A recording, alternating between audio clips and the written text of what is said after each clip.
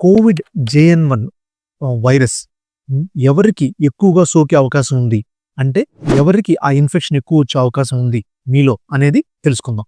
ఈ ఫ్యాక్టర్స్ నేను చెప్పే పాయింట్స్ కనుక మీలో ఉన్నట్టయితే మీకు కోవిడ్ JN1 వచ్చే అవకాశం చాలా ఎక్కువ.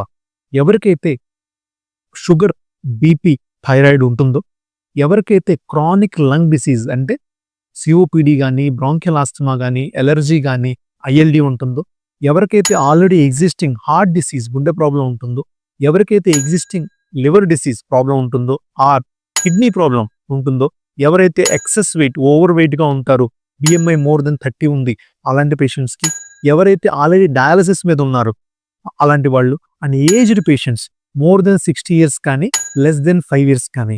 సో ఈ ఫ్యాక్టర్స్, ఈ చెప్పిన పాయింట్స్ కనుక మీలో ఉంటే మీకు ఈ కోవిడ్ న్యూ JN1 వేరియంట్ వచ్చే అవకాశం చాలా ఎక్కువ.